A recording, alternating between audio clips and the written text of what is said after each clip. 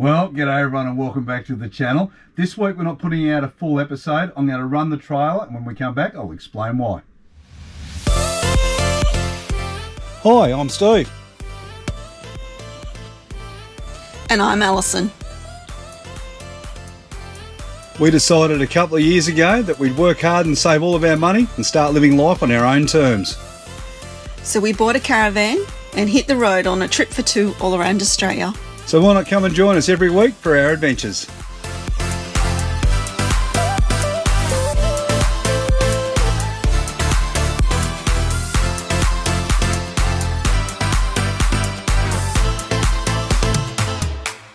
Well, as I said in the intro, this week Alice and I are not putting out our normal travel vlog.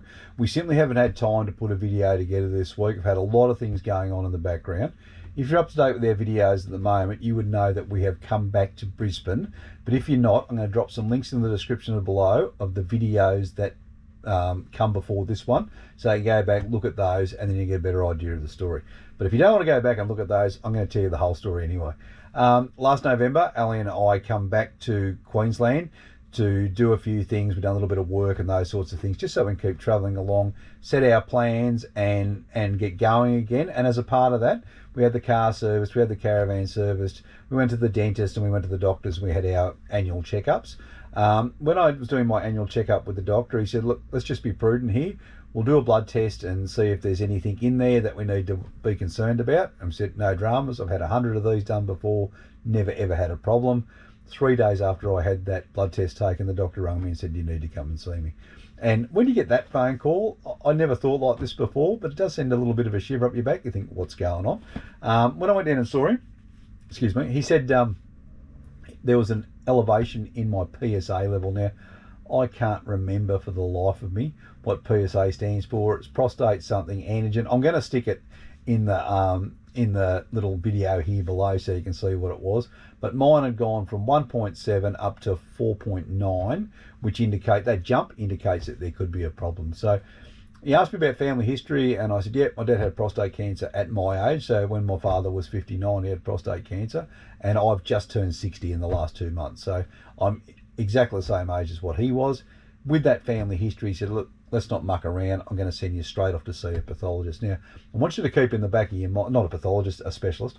I just want you to keep in the back of your mind, at this point here, I have absolutely no symptoms of anything. I have no idea that I have a problem other than a blood test has come back with an irregular number on it. So I go off and I see the specialist. He has a look at the family history, does his examination, orders another blood test. I have it done. It comes back the same. I'm still at 4.8, 4.9 on my PSA level. So he says to me, let's do an MRI and we'll see what's going on inside. So I go away, have the MRI done. Ali and I are down in Newcastle, touring around the Hunter Valley in Newcastle itself, having a magnificent time. He rings me up and he says, I've got your results back from your MRI. You have a 6mm growth on a portion of your prostate, which once again rung an alarm bell. I asked him what that meant. He said, we're not 100% certain what it means. We need to get in there and have a look. And the only way to do that is to have a biopsy. So back to Brisbane we came.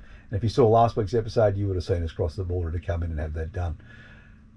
I had the biopsy done at the hospital. I waited for a week to get the results back. And he took me to his office. I went to his office. We sat down. We had a talk. And he immediately told me, Steve, you have prostate cancer. It wasn't a big shock. I've got to say that because of our family history. And the other thing was, because he'd already told me I had a growth on it, it just didn't sound like it was going to be right. So I'd resigned myself to the fact that I did have prostate cancer. It was how I was going to move forward. And for me, there was 3 different options. So there was watch and wait. But the doctor said, look, we're going to rule that out straight away. Because of my family history, there's no point in sitting back and waiting for the inevitable to happen. So that was ruled out straight away. The next one was that I have radiotherapy to shrink it or kill it off. And once again, he sort of said to me, no, that's probably not the best way to go, because what I didn't know, but I know now, if I have radiotherapy on my prostate and the cancer comes back, I can't have an operation to remove the cancer. I'm pretty sure that's the way that the conversation goes. So it left me the third and the final option, and that is to have my prostate removed. And I think that's the option I'm going to take. I'm a bit of a forward-looking guy, or a glass full guy, not a glass half empty guy, or whatever that saying is. I'd rather just have this done and move on with my life. I went and had a PET scan, and that's a scan that they do of your entire body in a CAT scanner, to make sure that there's cancer nowhere else inside of you. And the results of that test, which I got back about 2 days ago, so there's absolutely nothing in me. Everything is contained within the prostate, which was pretty good news for me. That was actually the test that I was worried about. It wasn't so much that I had cancer in the prostate, is that it had gone somewhere else in my body, because once it's out, then it has a chance to escape and get into other organs, which could be a lot worse than the situation I'm in at the moment. So up until today, the doctor has now referred me on to a specialist who will do the surgery. I hope to have that done in the next 4 to 6 months. And then, as I said, we can have it out and then just move on with life, and continue on our travels. And we are going to continue on with our travels now whilst we wait for the surgery. In the meantime, they've sent me off to a physiotherapist who's given me a number of exercises to do to strengthen my pelvic floor, because particularly the men who are watching, you will know that once your prostate's removed, it does weaken your bladder control, which is unusual for men. So for me, it's just something that I'll need to strengthen and hopefully improve that. But there's no way around not losing it for a while. In fact, I've spoken to a few fellas recently who've had their prostates removed, and they said the first 3 months was probably the worst part of it. Then you can strengthen and build on from there. So that's what I'm aiming to do, just get myself a little bit fitter and ready for that operation. We put that behind us. But I thought what I'd do while I talk to you about my predicament is just have a talk to you what I spoke to the doctors about, why fellas don't come to the doctor when they do have a problem. Some of the symptoms is obviously getting up and going to the toilet a lot throughout the course of the night. That never happened to me. There's some ED issues in there that obviously you might need some further investigation, family history, those sorts of things. But the one thing that most blokes fear the most when they go down to their doctors to get their prostate checked out is that the doctor is going to break their warranty seal. And yep, that happens, but it doesn't happen straight away. They wait till you've got a problem. They're not going to go down there and tear the label off just to make sure that you don't have something wrong with it. They do the PSA test. So if you're, and this is only my advice, if you're over 40 and you have a family history of prostate cancer, because I've been doing this since I was 40 years old, is when you go to the doctor, just remind them every couple of years that you need to have your PSA tested, because they won't necessarily do that in every blood test that you do. But I always, when I speak to my doctor and he says to me, Steve, you're going to have a blood test today, I'll just say, mate, you just make sure I include the PSA is included in there, because I just want to make sure that my prostate's all right. And for 20 years, it was great. But on the 20th year, not so much anymore. So don't let fear hold you back. There's nothing there that can hurt. And can I tell you, once that seal's been broken, it gets broken a lot after that. It's not the worst thing in the world. All right, dying is a lot worse than having a finger put up your bum. I can assure you of that. So, please, if you haven't been checked out, go and get checked out. It's a simple test. A lot of guys that I work with down at Woolies, who I've met on the road, and now that I'm back at the base camp, or where I would normally work from, they're all about now going and get tested, because a lot of those guys fall into my age bracket, and I know a lot of our viewers here on YouTube fall into my age bracket and have either had surgery or not had surgery, or haven't been tested, or don't feel symptoms like I never felt symptoms. But it doesn't hurt to have that tested when you go and have your blood tested. I'd like to thank everybody who sent me well wishes and messages of support. Thank you so much. I didn't realise, what our little group was coming to these days, and how much people actually care about other people. So thank you so much for that. It really makes you feel a lot stronger.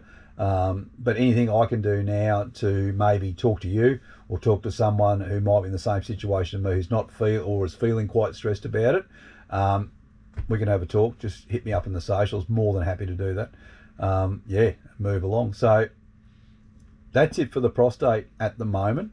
I think for Trip for Two Australia, Ali and I, we are going to continue our adventures. So we are going to point the caravan and the car north next week, and we're going to make our way to the northwest into Darwin, or up into the Northern Territory. We're going to do Darwin, we'll do national parks up there, so we'll do Kakadu and Litchfield and all of those big places that you go to. We're going to try and find those remote Australia in the rough type areas that we always love to find when we're out and about. while we're touring around the country. And then we're going to make our way back down into Uluru, do the full thing around Ayers Rock, check out all the areas down and around there. We're really looking forward to that part of it. And then hopefully, if the weather's good and the roads are in good condition, we can do the Plenty Highway to come back into Queensland as I get ready to go and get the surgery done. So we're hoping that'll happen sometime maybe in the next 3 to 4 to 5 months, but I'll know more when I see the surgeon. And at some point in the future, one of the videos, when I've got the appointment time, and I'll let you know what that is, then we'll come back into Queensland. And the final thing I'd like to say, if you're in the Redcliffe area at the moment, you come into Woolworths at Kippering, you'll see me or Alison working in there any given day. Pop in, say good day.